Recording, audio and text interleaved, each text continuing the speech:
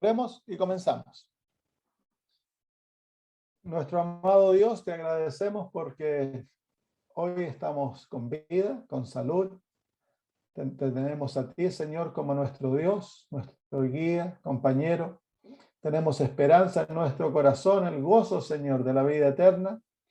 Tenemos la seguridad de tu amor, la certeza de tu gracia. Te agradecemos, Señor, por la presencia de tu Espíritu, que es nuestro guía. Gracias por la compañía de tus ángeles, Padre. Tantas bendiciones que derramas sobre nosotros diariamente, de las cuales, Señor, la gran mayoría somos ignorantes. Tú haces que nuestro corazón pulse, que nuestra sangre fluya, que la energía vital, Señor, nos dé vida día a día. Tú permites que el sol salga, Señor, que llueva, que el campo produzca, Señor, los frutos necesarios para mantener nuestra vida, Señor, y alimentarnos. Te damos gracias, Señor, porque a pesar de que vivimos en un mundo que se está despedazando, aún tenemos gozo, tenemos, Señor, paz en nuestras vidas y tenemos la plena seguridad de que tú nos cuidas y que tú provees para todas nuestras necesidades. Señor, pedimos en estos momentos que nos hables a través de tu palabra, al seguir contemplándote a ti, nuestro Dios, al tratar de entender un poquito más acerca de la Trinidad. Queremos, Señor, que nos ayudes a entender, nos des sabiduría. Lo pedimos por Jesús. Amén. Muy bien, voy a compartir mi pantalla. Me tienes que autorizar, Melissa. La semana pasada hablamos acerca de Dios. Si Dios es uno, dos o tres. Y vimos claramente que las Sagradas Escrituras nos muestra evidencia bien contundente de que Dios es uno. Y a la misma vez que Dios no es uno en unidad, en singularidad, sino que es uno en pluralidad. Dios es un Dios plural, Dios es un Dios uno en unidad. Hay más de una persona en Dios. Y luego nos pusimos a investigar y encontramos que hay tres. Y hay bastante información bíblica que nos muestra la Trinidad. Ahora, hay hermanos adventistas que se ofenden cuando usamos la palabra Trinidad porque creen de que estamos hablando del concepto católico. Pero no, la palabra Trinidad es una palabra teológica que simplemente significa tres en uno. Es una palabra latina. Entonces, no hay que ofenderse a la palabra, porque si yo les dijera en español tres en uno, ¿por qué se van a ofender por esa palabra? ¿No? Entonces, simplemente es una palabra teológica que define un concepto bíblico, una verdad bíblica. Que la Iglesia Católica la ha usado, sí es verdad, pero eso no quiere decir que la palabra es por naturaleza algo erróneo. No, es simplemente lo que está detrás del concepto de la palabra. Y la Biblia claramente nos muestra la realidad de que Dios es un Dios triuno, es un Dios uno en tres. Hoy vamos a tratar de comprender un poquitito más eso, tratar de vislumbrar, a pesar de que es un misterio. Queremos tratar de comprender qué la Biblia nos dice en cuanto a esta realidad de cómo pueden tres personas ser uno. Entonces vamos a investigar. Sí, entendimos la semana pasada de que Dios es... Voy a cerrar esta pantallita aquí. La voy a bajar. ¿Cómo es posible que tres sean uno? Y eso es una de las cosas cuando uno habla con los testigos de Jehová, ellos inmediatamente dicen, bueno, entonces tienes tres dioses. No, es que la Biblia dice que hay un Dios. Y es lo mismo que entonces al hablar de la realidad del matrimonio, la Biblia dice que son uno. Entonces no, pero son dos. No, es que la Biblia dice que son uno, que el esposo y la esposa son uno. En la realidad del matrimonio, dos son uno. Y en la realidad de Dios, tres son uno. Entonces, vamos a ver un poquito de eso. Para comenzar nuestro estudio, vamos a ver la realidad de la divinidad en Cristo Jesús. Pues Jesús es la revelación de Dios para el ser humano. En Cristo se manifiesta Dios para que nosotros podamos comprender a Dios. En Hebreos capítulo 1, versículo 2 dice: en estos postreros días nos ha hablado por su Hijo, a quien constituyó heredero de todo, por quien asimismo hizo el universo. Y en el versículo 3 dice: el cual, refiriéndose a Jesús, siendo el resplandor de su gloria y la imagen misma de su sustancia, y quien sustenta todas las cosas con la palabra de su poder, habiendo hecho la expiación de nuestros pecados por sí mismo, se sentó a la diestra de la majestad en las alturas. Fíjense en esa frase que dice que Jesús es el resplandor de su gloria y la imagen misma de su sustancia. Así que Cristo Jesús es la revelación de Dios. En Cristo, Dios se ha materializado para que nosotros podamos comprender la deidad. En 2 Corintios capítulo 4 dice: en los cuales el Dios de este mundo cegó la mente de los incrédulos para que no les resplandezca la luz del glorioso evangelio de Cristo. Y luego dice esto: el cual es la imagen de Dios. Así que Jesús es la imagen de Dios, es Dios hecho visible. Y es a través de Cristo que nosotros podemos contemplar la gran realidad de la revelación de Dios. Jesús es la imagen de Dios. Así que todo estudio de Dios ha de comenzar en Cristo Jesús, ya sea su carácter, ya sea su persona. Hemos de mirar a Cristo y en él encontramos la más clara revelación de Dios. En Juan 14, versículo 7, Jesús dice: si me conocéis, también a mi Padre conoceríais. Y desde ahora le conocéis y le habéis visto. Felipe le dijo: Señor, muéstranos al Padre y nos basta. Jesús le dijo: tanto tiempo hace que estoy con vosotros y aún no me has conocido, Felipe. El que me ha visto a mí, ha visto al Padre. ¿Cómo pues dices tú, muéstranos al Padre? Entonces, al ver a Jesús, nosotros vemos a Dios. Al contemplar la vida de Cristo, contemplamos la vida de Dios. Al ver a Jesús relacionándose con los seres humanos, vemos cómo Dios se relaciona con los seres humanos, entendemos su carácter, entendemos la manera de pensar, de actuar de Dios, y también contemplamos aspectos de su persona.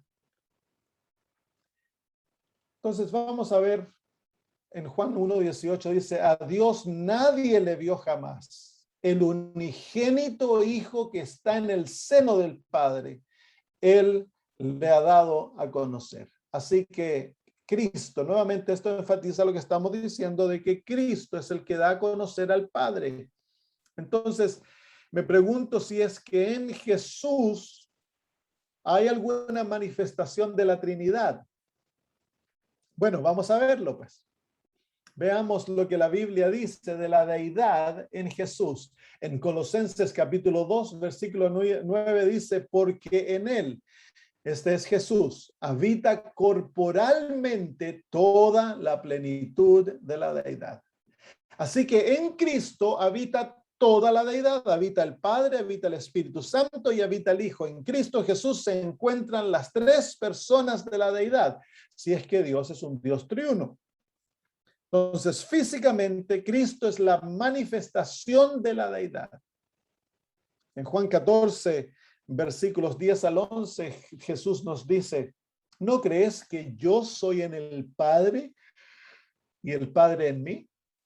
Las palabras que yo os hablo, no las hablo de mí mismo, sino que el Padre que mora en mí, Él hace las obras.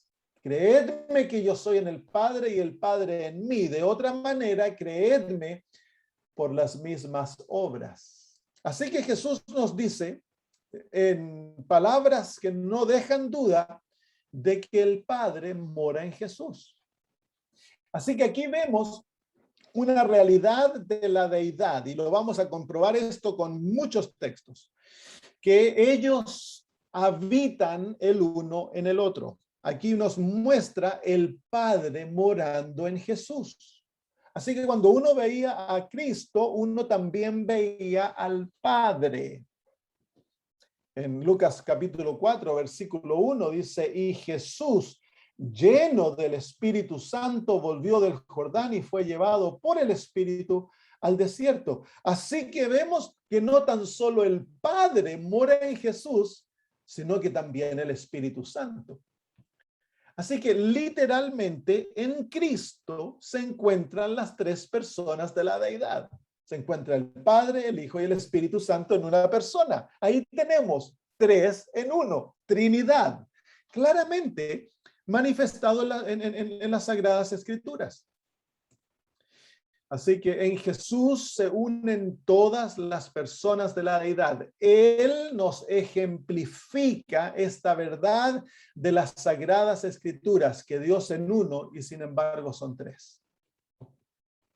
Es algo maravilloso. Cuando Cristo caminaba en la tierra, Él era la completa deidad caminando entre nosotros. Padre, Hijo, Espíritu Santo.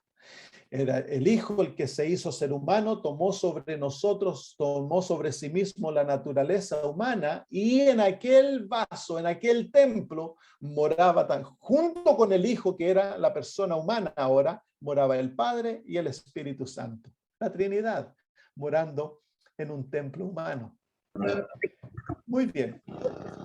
¿Y qué en cuanto a Jesús ahora morando? Si es que el Padre y el Hijo moran, el Padre y el Espíritu Santo moran en Jesús, encontramos evidencia en la Biblia que nos dice que Jesús mora en el Padre y mora en el Espíritu Santo.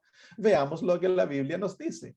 En Juan 10:38 dice, pero si las hago, aunque a mí no me creáis, creed a las obras, para que conozcáis y creáis que el Padre está en mí, y mire lo que dice ahora, y yo en él. Así que a la misma vez que el Padre mora en Cristo, Cristo habita en el Padre. Esto por supuesto es un misterio.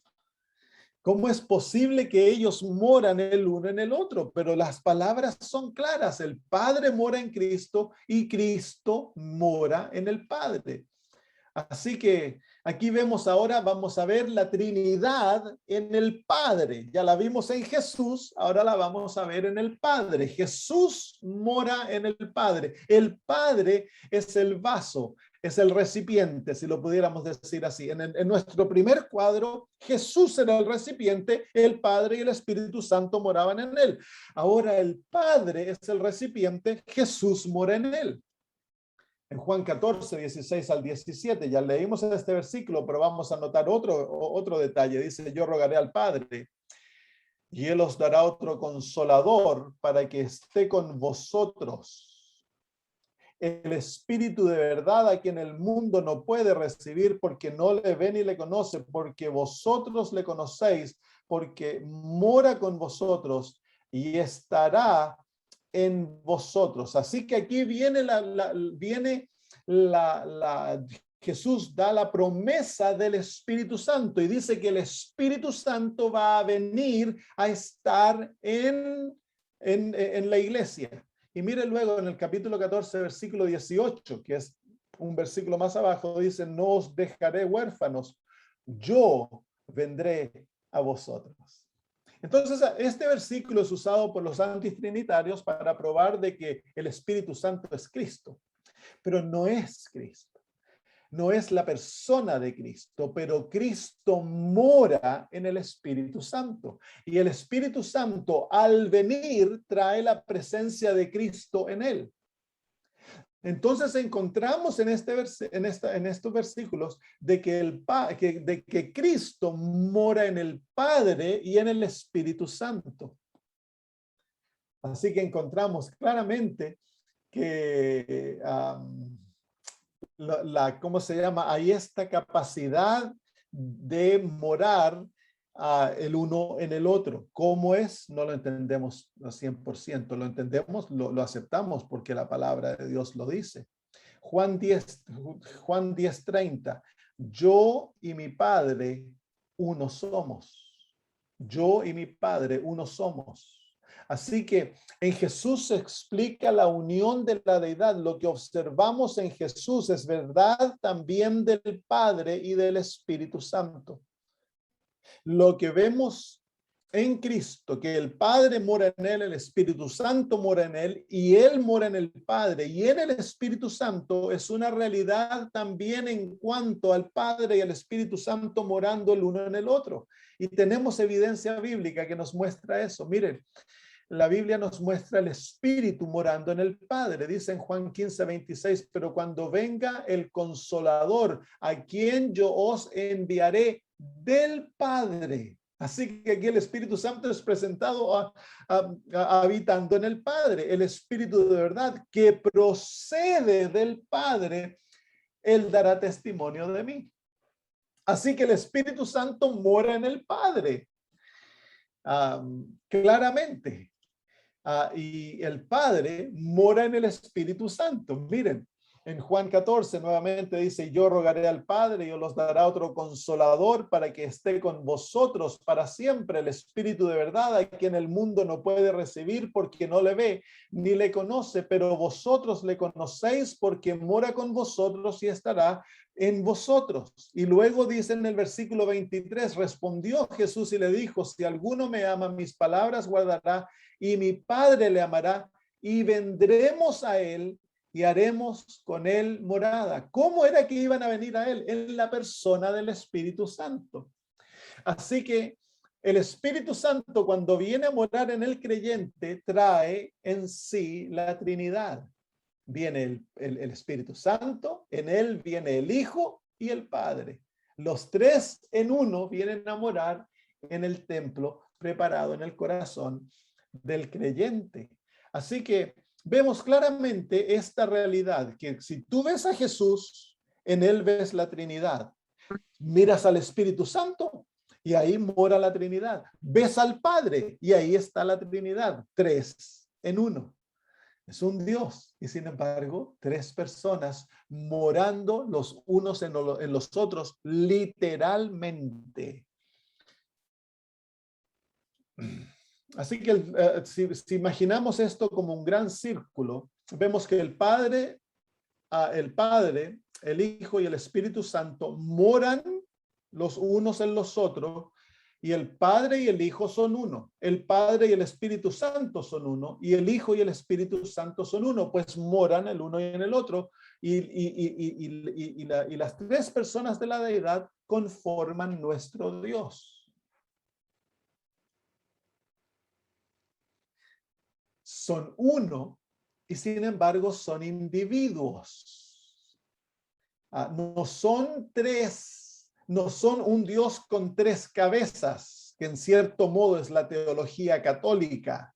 Un Dios con tres es uno, pero son tres cabezas, un monstruo que tuviera como tres cabezas para hacerlo uno. Esa no es la realidad bíblica. La realidad bíblica nos presenta a cada persona de la Trinidad como un individuo y sin embargo son uno. Es lo más cercano que tenemos a eso nosotros en la realidad humana, es el matrimonio, donde tú tienes dos individuos que producto de la unión matrimonial en los ojos de Dios son declarados uno, pero siguen siendo individuos. Miren, veamos algunos textos bíblicos. En Lucas 3, capítulo 21 al 22 dice, y aconteció que cuando todo el pueblo se bautizaba, también Jesús fue bautizado. Y orando el cielo se abrió y descendió el Espíritu Santo sobre él en forma corporal como paloma.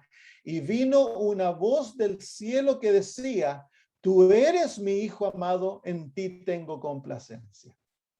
Así que aquí claramente vemos a las tres personas de la deidad en forma separada. El Hijo es un individuo, el Espíritu Santo viene, él es diferente al Hijo, él viene como paloma y se para sobre él, Y el Padre, que a la misma vez es distinto al Hijo, pues Él habla desde el cielo, declarando a Cristo a ser su Hijo. Así que las tres personas son distintos individuos los unos de los otros, y sin embargo moran, habitan el uno en el otro. Son uno, literalmente. Literalmente uno y literalmente individuos distintos el uno del otro. Cada uno tiene su personalidad, cada uno tiene sus deberes o papeles que cumplir en el cuidado del universo, en la obra de la redención. Mateo 28:19. Dice, por tanto, id y enseñad a todas las naciones, bautizándoles en el nombre, singular, nombre, uno, del Padre, del Hijo y del Espíritu Santo. Los tres nombres nos manifiestan su identidad individual, que ellos son individuos distintos el uno del otro. El Padre no es el Hijo no es el Padre no es el Espíritu Santo, ni el Espíritu Santo es el Padre. De la misma vez, el Hijo no es el Padre, ni el Espíritu Santo. Y el Espíritu Santo no es el Hijo ni el Padre. Son tres individuos distintos y sin embargo son uno. Y una de las maneras en las cuales son uno es el hecho en el cual ellos habitan corporalmente el uno en el otro. Y ese, por supuesto, es un gran misterio.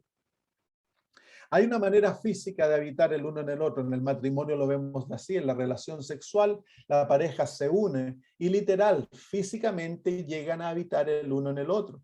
Pero hay otras maneras en las cuales ocurre esta forma de unión, de una unión tan cercana, y la unión más profunda es la unión del amor, en el cual uno literalmente lleva a la otra persona en su corazón y en su mente, sus acciones, lo que a la persona le gusta, lo que no le gusta. Uno comienza a vivir no para uno, sino que para el otro. Y el otro, si la relación es saludable, la relación de amor lo lleva a negarse a sí mismo para hacerle bien y hacer la vida feliz del otro. Y esa es una manera en la cual la unión del matrimonio hace de la pareja uno. Y también es similar en la deidad.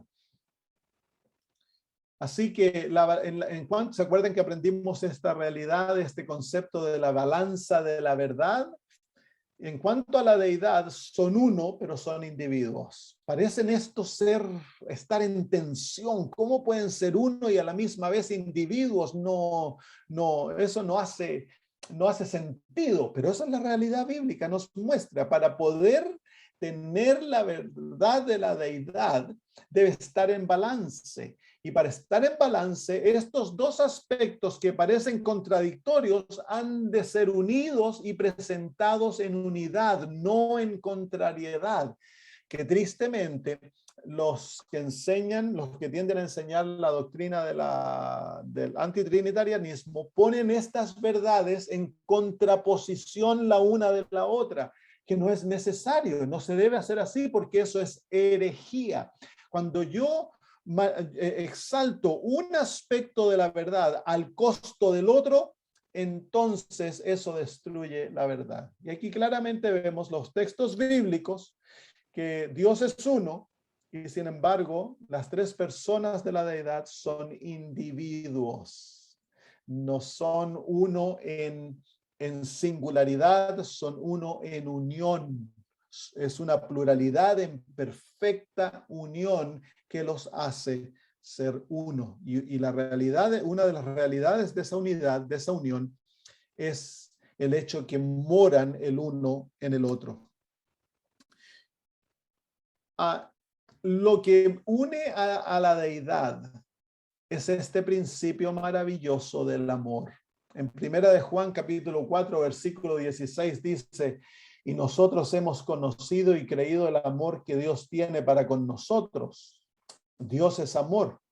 Y el que permanece en amor, permanece en Dios y Dios en él. Así que aquí se nos dice que Dios es amor. El principio fundamental de Dios es amor. Dios es amor. Entonces vamos a comprender un poquito acerca del amor para ver cómo esto nos da a entender la relación que existe entre las tres personas de la deidad y cómo el amor los hace uno. El fundamento del carácter divino, la base de todo lo que Dios es y hace es el amor. Eso a veces nos es difícil a nosotros comprender, porque nosotros somos egoístas y todo lo que hacemos está fundamentado, basado en el egoísmo. Pero Dios no es así. Todo lo que Dios hace es como una fuente que sale del amor. Todo lo que Dios hace está fundamentado en el amor. Primero de Corintios 13, versículos 4 y 5 nos dan una definición del amor. Y dice, el amor es paciente, es bondadoso, el amor no tiene envidia, el amor no es jactancioso, no es arrogante, no se porta indecorosamente, no busca lo suyo, no se irrita, no toma en cuenta el mal recibido. El amor no se regocija de la injusticia, sino que se alegra con la verdad. Todo lo sufre, todo lo cree, todo lo espera, todo lo soporta. El amor nunca deja de ser. Entre todas esas representaciones del amor, la frase que más define el amor es la frase que dice, no busca lo suyo. En otras palabras, el amor es totalmente vacío de egoísmo. El amor no busca lo suyo, el amor busca lo del otro, pone al otro primero. Es por eso que en la ley de Dios, dice el apóstol Pablo, que el que ama ha cumplido la ley, porque el principio de la ley es el amor y el verdadero cumplimiento, la verdadera obediencia es la obediencia motivada por el amor, el no buscar lo suyo. Por eso Cristo dice en referencia al cumplimiento de los 6 mandamientos de la segunda tabla de la ley, él dice, amarás a tu prójimo como a ti mismo. Primero viene el amor al prójimo, luego el amor a ti mismo. Amarás a tu prójimo como a ti mismo. Entonces, este principio es el principio que gobierna la relación entre las personas de la deidad y que los lleva a ser uno. Es el amor que es el pegamento de las relaciones y que lleva a la pareja casada a ser uno. El verdadero amor va a llevarlos entonces a no buscar lo propio, sino que a amar al otro antes que a mí. Entonces el principio del amor es el principio que motiva a no buscar lo propio ni vivir para sí mismo. Es lo opuesto al egoísmo. Es por eso que muchas veces nosotros concebimos la Trinidad en forma jerárquica. Tendemos a ver a la Trinidad, al Padre, como ser el más grande, el más poderoso, y los otros subyugados a él. No. En el reino de Dios no existe una jerarquía de poder y de supremacía. En el reino de Dios existe una jerarquía de amor, donde todos se someten el uno al otro y eso los lleva a ser perfectamente unidos, perfectamente uno. Muy bien. Entonces, en Juan 17, 25 al 26, quiero ahora que escuchen las palabras de Jesús y vean cómo estas palabras están manifestando esa unión basada en el amor. Dice, Padre justo, el mundo no te ha conocido, pero yo te he conocido. Y estos han conocido que tú me enviaste. Y yo les he dado a conocer tu nombre y lo daré a conocer aún para que el amor con que me has amado esté en ellos y yo en ellos. Claramente se muestra aquí que el Padre y el Hijo se relacionan en esta relación sublime de amor. Se aman. Jesús ama al Padre y el Padre lo ama a él. Juan 15:9 dice, como el Padre me ha amado, así también yo os he amado. Permaneced en mi amor. El Padre me ha amado. Qué lindas palabras que nos revelan la manera en que la deidad se relacionan el uno al otro. Las personas de la deidad se relacionan por medio del amor. Jesús nos revela aquello. Entonces, si se relacionan por medio del amor, esto los lleva a una autonegación. Las personas de la deidad naturalmente buscan exaltar a los otros, no a sí mismos. Veamos algunos de estos versículos. En Juan 17, 3 y 4 dice, yo te glorifiqué en la tierra, habiendo terminado la obra que me diste que hiciera. Y ahora glorifícame tú, Padre, junto a ti con la gloria que tenía contigo antes que el mundo existiera. Se fijan aquí que Jesús le da gloria al Padre y él pide que el Padre lo glorifique a él. Entonces, en esta palabra vemos claramente de que Jesús no vive para gloriarse a sí mismo. Ni el Padre vive para gloriarse a sí mismo. En el verdadero círculo del amor, el Hijo se niega a sí mismo y vive su vida para llevar gloria al Padre. Y a la misma vez, el Padre se niega a sí mismo y vive para dar gloria al Hijo. Ese es el secreto del cristianismo. Cuando tú y yo entregamos nuestras vidas a Jesús, entramos a vivir por la ley del amor. Y la ley del amor nos lleva a vivir nuestra vida para dar gloria a Dios y gloria a otros. Y en eso de dar se encuentra el secreto de recibir, porque cuando damos, recibimos. Al dar gloria a Dios, Dios nos va a dar gloria a nosotros.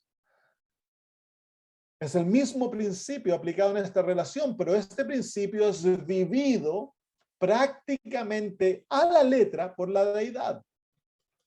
En Juan 13, 31 y 32 dice, entonces cuando él hubo salido, Jesús dijo, ahora es glorificado el Hijo del Hombre y Dios es glorificado en él. Si Dios es glorificado en él, Dios también le glorificará en sí mismo. Y enseguida le glorificará. Así que vemos nuevamente este principio. El Hijo va a ser glorificado. ¿Cómo? Por el Padre, porque Él va a llevar gloria al Padre. Muy bonito. Eso es lo que los hace ser uno. El amor es el pegamento de la unidad en la deidad.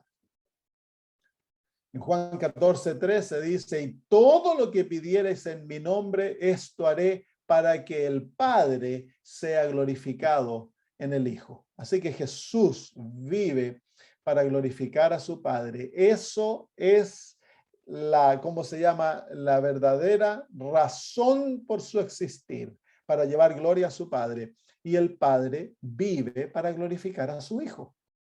Son totalmente muertos a sí mismos, no hacen nada para traer gloria, para traer atención, para hacer autoexaltación, nada. Ellos viven su vida en absoluta abnegación de sí mismos.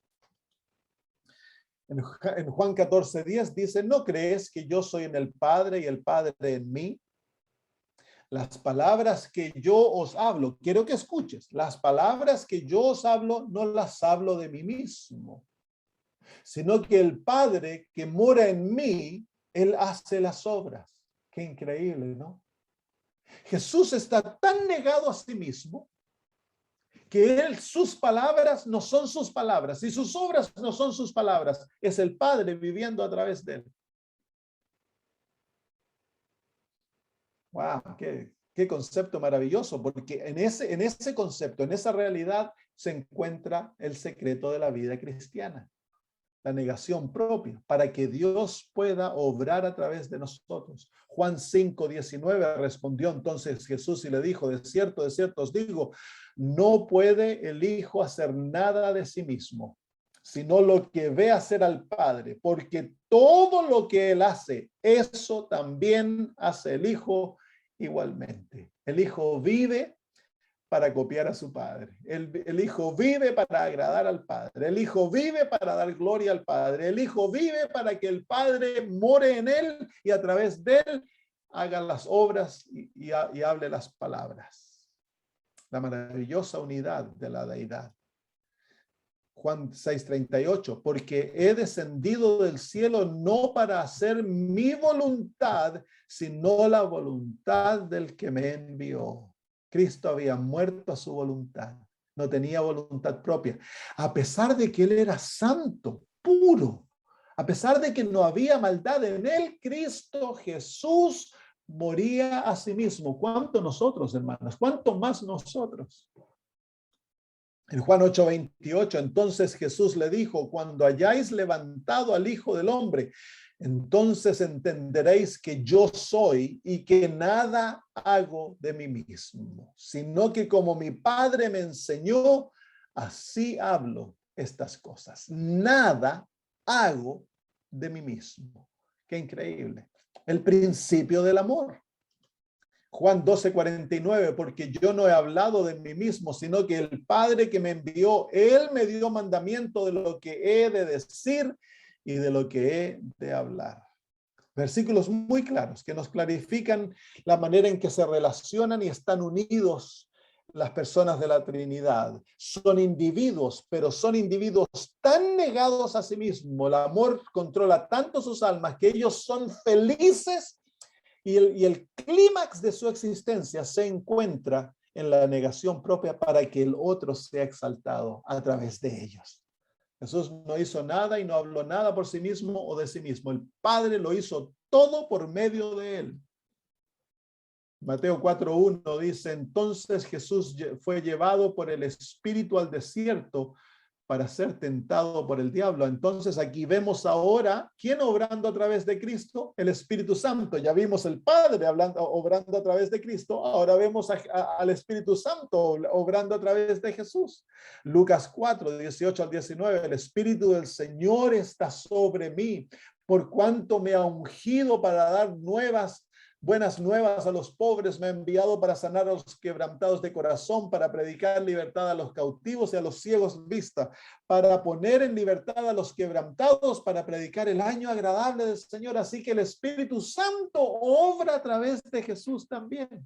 Jesús vive para ser un depósito y un medio transparente a través del cual su Padre y el Espíritu Santo se revelan, hablan, hacen las obras, los milagros, todo es hecho no por él, no por sí mismo, no por sus propias fuerzas, no por su propio poder, no con el fin de exaltarse a sí mismo, sino que él vive para dar gloria al Padre y al Espíritu Santo.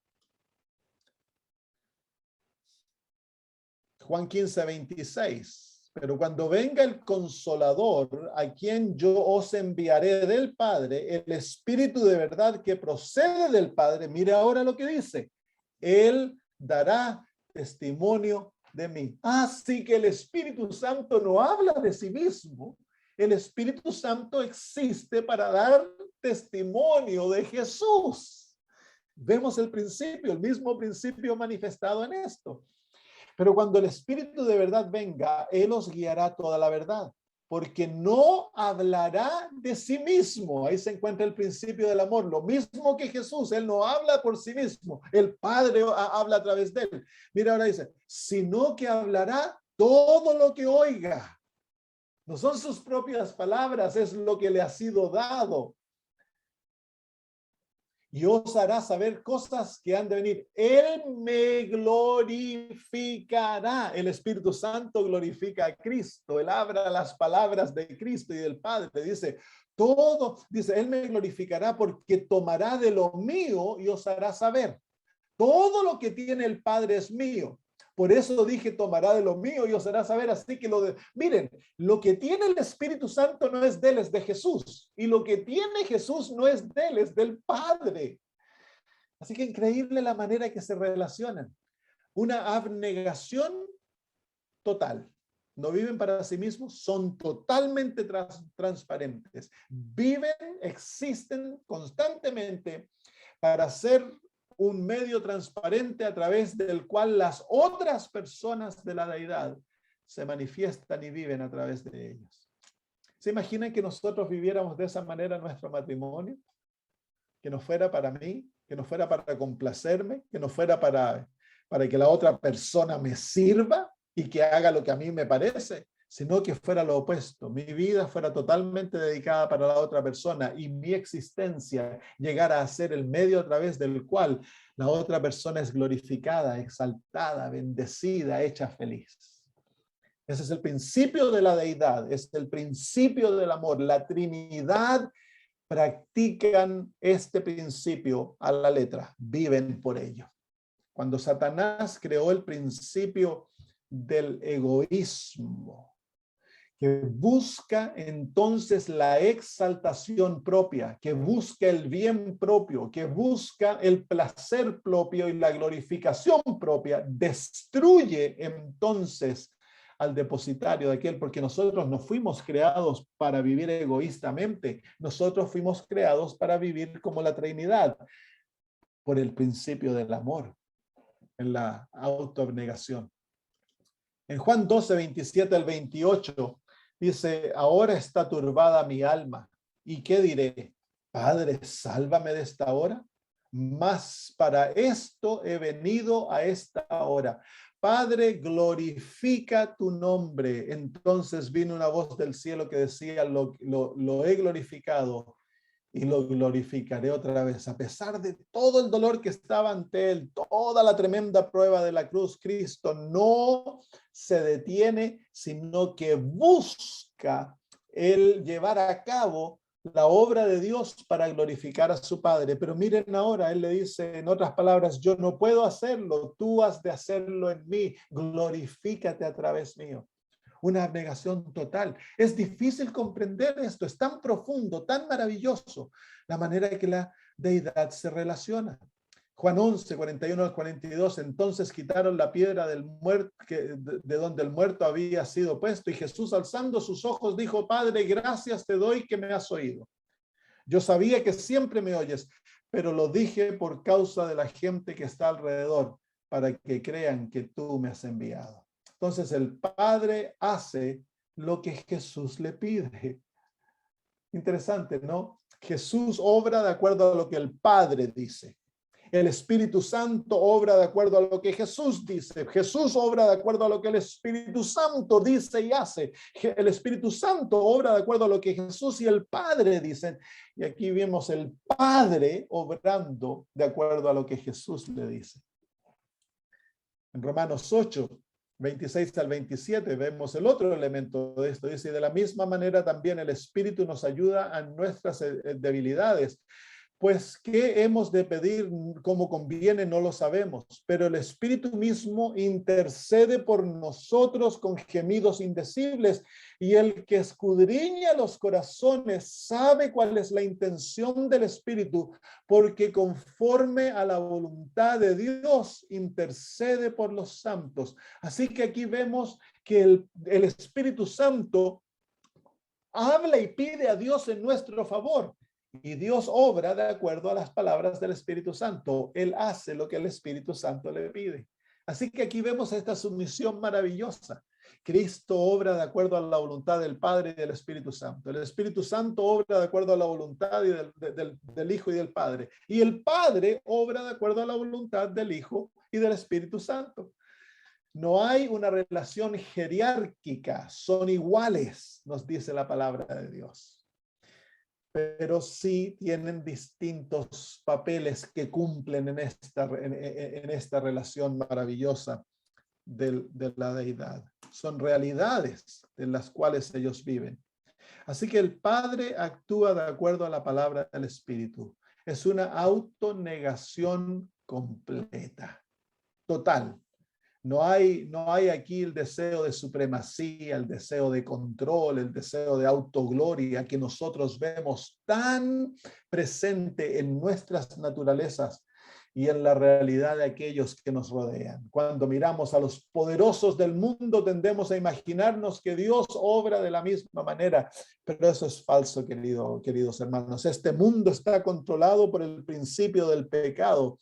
Y el fundamento del principio del pecado es el egoísmo, el ponerme a mí primero. No buscar el bien de los demás, sino que buscar mi propio bien, mi propia satisfacción, mi propia exaltación primero. Y en ese principio se encuentra la muerte. El Señor nos ha mostrado esta mañana la maravillosa unión que existe en la deidad. Son tres. Y sin embargo son uno. Dios, Jehová, nuestro Dios, Jehová, uno es. Sin embargo, hay tres personas en esta maravillosa unión que se relacionan el uno al otro, en esta capacidad de morar el uno en el otro, de obrar. El recipiente muere a sí mismo totalmente para que el otro viva a través de él. Y él vive, el recipiente, vive para dar gloria y para hacer la voluntad de aquel que lo habita. Y esto es la realidad en cada una de las personas de la deidad. Así que aquí vemos de que el Padre y el Hijo y el Espíritu Santo moran en cada uno, y ellos moran para traer gloria. El Hijo da gloria al Padre, el Padre da gloria al Hijo. El Hijo se somete al Padre y el Padre se somete al Hijo. El Hijo y el Padre son uno, y el Hijo ama al Padre y el Padre ama al Hijo. Y ese es el fundamento. Dios es amor. Los tres son uno. Los tres se someten el uno al otro. Los tres viven para glorificar al otro y los tres moran el uno en el otro. Así que esta mañana ese fue mi deseo mostrarles, hermanos. Y nuestro objetivo en este mundo, el deseo es llegar a tener la maravilla del carácter divino, que es ese carácter amoroso, ese carácter lleno de amor. ¿Cómo sería, hermanos, si nosotros practicáramos esto en la familia, en la relación íntima del esposo con la esposa? Y luego se extendiese este principio de la divinidad en la familia con los hijos. Y de ahí se extendiese a la iglesia. ¿Cómo serían, hermanos, nuestras iglesias? ¿Cómo serían? Serían lugares maravillosos, ¿se imaginan? Donde no existiera el principio del egoísmo, sino que existiera tan solo el principio del amor. ¿Qué será morar en el cielo, donde este principio es la sangre que corre por cada uno de los ángeles y de los querubines, de los serafines, del Padre, del Hijo, del Espíritu Santo? Es la verdadera, es la verdadera realidad del cielo, el amor. Y el amor es lo que hace que sean uno. Entonces, que el Señor nos bendiga en la comprensión de estas cosas, que mientras más uno las ve, uno más queda sorprendido de la hermosura de la verdad divina. Muy bien, veamos si hay algo. Déjenme salirme de la presentación y luego vamos a ver si hay alguna pregunta por ahí.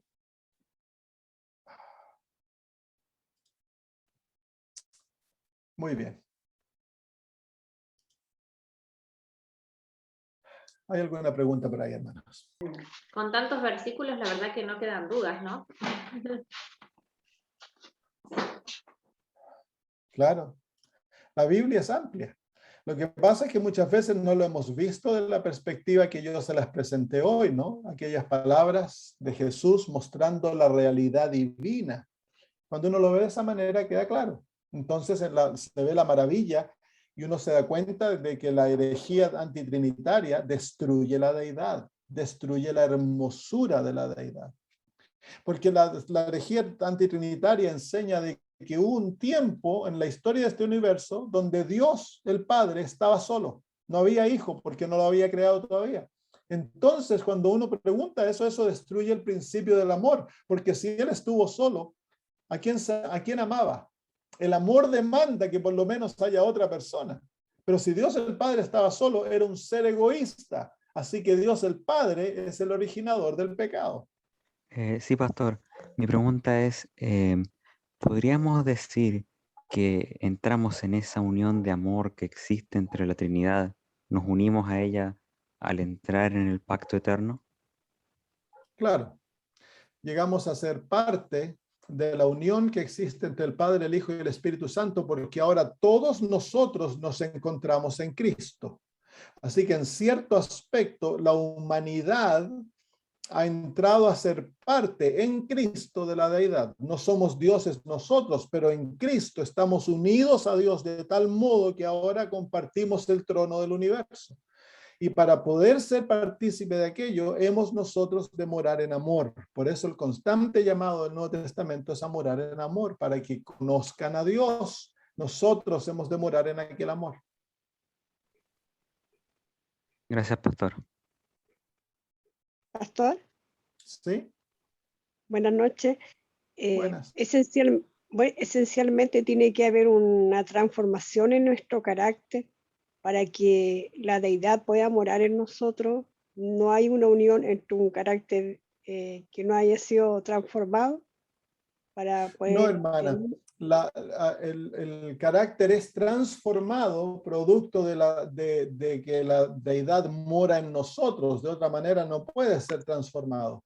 Entonces, lo primero que nosotros hemos de hacer, incluso antes que haya arrepentimiento, es venir a Cristo. Cristo produce el arrepentimiento abre el corazón para la confesión y el abandono de los pecados, y luego viene a morar el Espíritu Santo inmediatamente trayendo a Cristo y al Padre, y nos justifica, y en esa justificación ante el Padre ya parecemos perfectos, y Dios ahora comienza a hacer una obra en nosotros de transformación del carácter, pero es una transformación en plena seguridad de que somos aceptos gracias a la justificación. Amén. Ah, qué lindo. Gracias, pastor. De nada. Muy bien. Oremos y terminamos. Nuestro amado Padre, al contemplar la hermosura de Dios, quedamos vislumbrados por tu carácter, por tu manera de ser, por la manera maravillosa que las Sagradas Escrituras nos muestran cómo las tres personas de la deidad se relacionan, cómo son tan vacíos, cómo están dispuestos a no vivir para sí mismos. Y esta unidad tan maravillosa, tan hermosa nos deja vislumbrados porque es algo, Señor, imposible para nosotros hacer, y sin embargo tú nos has mandado que ha de ocurrir esta misma realidad. Puede ocurrir entre nosotros y tú, Señor, en tu iglesia, en el hogar. Tú has de ser revelado en la manera que nos relacionamos los unos a los otros por amor.